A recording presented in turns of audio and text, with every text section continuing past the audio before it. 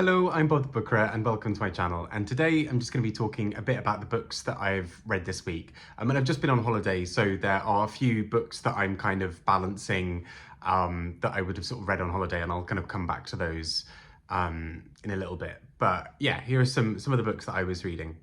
First up, Empar, Moliner with Beloved, and translated by Laura McLoughlin. And this is just a really fun and sort of wild book in many ways.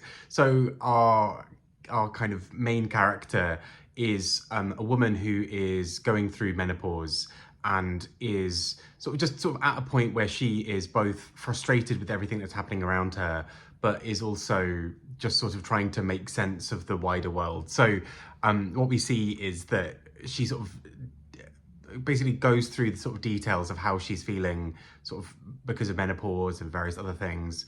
And also the kind of sort of meditates as a result on aging and how she feels about becoming an older woman. And particularly what that means for various parts of her life. So her relationship with her partner, I think they're married. So yeah, her husband, and her husband seems, well, she believes that there's a woman in her husband's life that who she should be afraid of or worried about in some ways, because now, you know, maybe she's going to get replaced for the younger model, and particularly at a stage where our main character is also not feeling that she's able to have sex as much or whatever. So the book kind of takes that as its core idea, but I think it plays out some wider things in a much more fun and inventive way than that might initially sound. So we're told a lot of her story through these snippets when she's running. So she'll say things like, when I was running, I thought about blah, blah, blah, or while running, I thought about blah, blah, blah. And we're going to get these little snippets of her life history through that. So I was thinking about how my mum used to treat me. I was thinking about this thing over here. I was thinking about this thing that somebody said to me the other day. Or I was thinking about all of my friends having kids now and how we all talk about kids, you know, all this kind of stuff.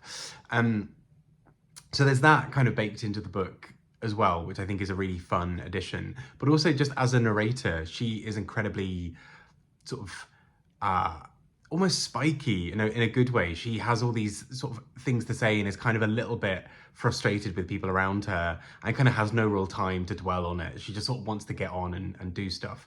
And as a result, I just found it really fun. She is this sort of wisecracking, straight to the point, no nonsense woman.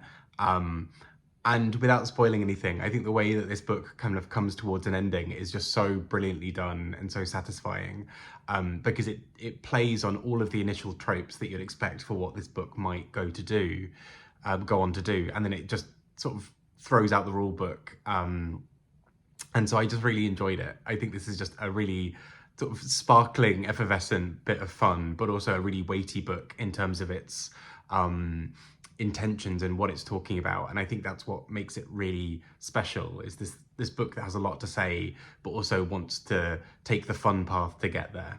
So that was from 3 Times Rebel, an indie press, and then another indie press. We have Joan Publishing with Katie Willis and The Quiet Act of Loving Bones, which is, I think also just a fantastic title. And it's an interesting book as well, because the kind of fictional elements of it you start to realize that there may be a bit more truth in it, in the sense that there's a character in the book called Catherine, or Katie, or Kate, depending on who's speaking, like the author Katie, who is also a ballerina, and we learn in the author notes at the beginning that she used to be a dancer and a ballerina, and so we kind of get all these little things that there's sort of maybe some autobiography in it. But regardless, it's just this really haunting story in many ways about the kinds of tolls that something like ballet takes on a body, and also just the various other ways that we interact with our bodies and think about our bodies, and this kind of idea of the future. So this ballet dancer, for so much of the book, is obsessed with various parts of her body. She is thinking about, you know, is my form correct? Look at that other person over there. They look good. What are they doing? What are they doing right? What am I doing wrong? At one point, you know, they look at various people who have sort of, I don't know, abnormalities, quote unquote, about their bodies, and kind of the ways that those can be sort of strengths and weaknesses within ballet and all these sorts of things. And without spoiling too much, Katie gets to a point where she's unable to do ballet anymore, and it throws out so much of that perception of who you are as a person. If your whole identity is around being a ballerina and that consuming most of your day with training and everything, what does it mean when you're not able to? And all of that, I realise I'm making it sound like a very standard kind of sports biography of, you know, somebody saying, oh, you know, I trained this amount and I do this. This book is not that. This book takes on some wild turns. It has this very lyrical style that's sometimes quite plodding and pensive. Plodding is the wrong word. Very pensive and kind of slow. Sometimes it has this sort of slightly unnerving quality to it. It also has this real exuberance at times. It's a really layered and complex book. But at the same time, the kind of core story, I think, is so interesting, and particularly the writing style around it is so well done.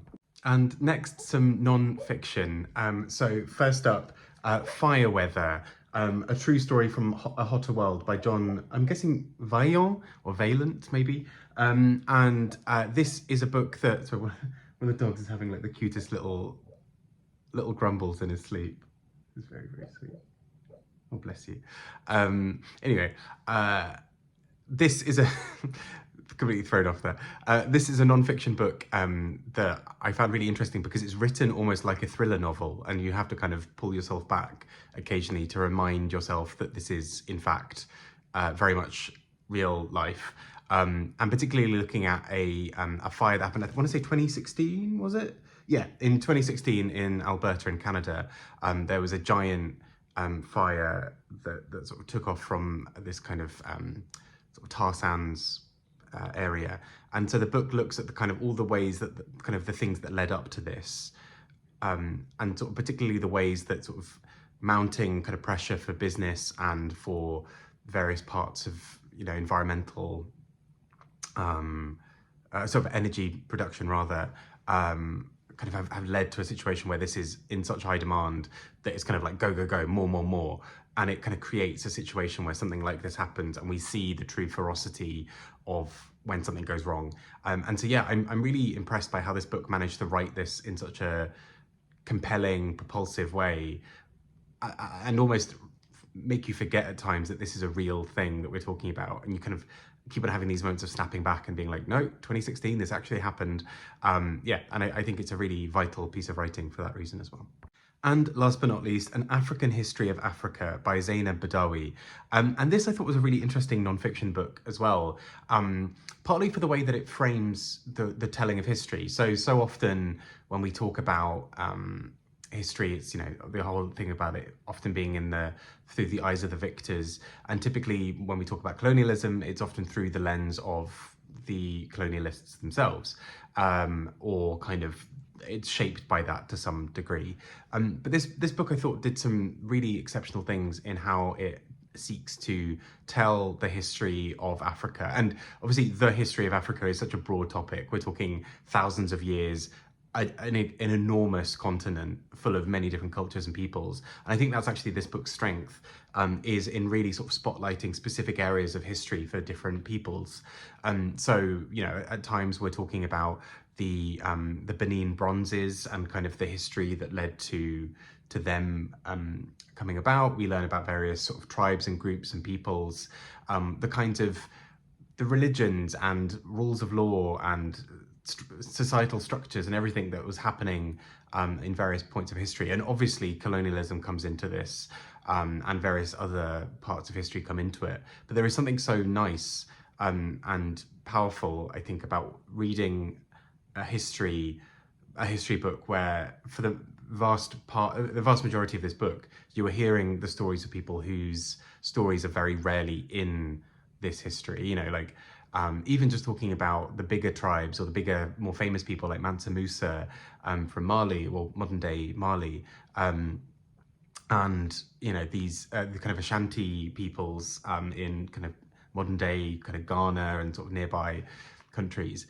And these peoples are sort of like groups I'd heard about and knew little bits about, but actually the way this book frames it is also just so interesting to kind of get the wider context of what was happening around them, right? So actually, yes, have this sort of these histories and sort of stories of Mansa Musa going around and spending ridiculous amounts of money on everything around him and sort of really showing off and splashing the cash. But then we also hear about the effects that had on sort of local groups or tribes or peoples or other centers of power who were upset with him. Whereas typically that story is just told as him as this one-off man who did this thing, and isn't it funny and wild that he was at one point the richest person in the world. Whereas actually watching these sort of other conversations happen about how it destabilized the economy of somewhere nearby is really interesting. And so I just think this is a really well crafted and thought out book. And it doesn't seek to this is not a book that kind of addresses history with that kind of style of, it's not particularly combative or whatever. It is just a very clearly laying out these really interesting stories of people's histories from over time. And I think there's something really special about that as well. So those are the books, or some of the books that I've been reading this week. I hope you are doing really, really well. I hope you're keeping well, and speak to you all soon. I hope you're having a great week. Bye-bye.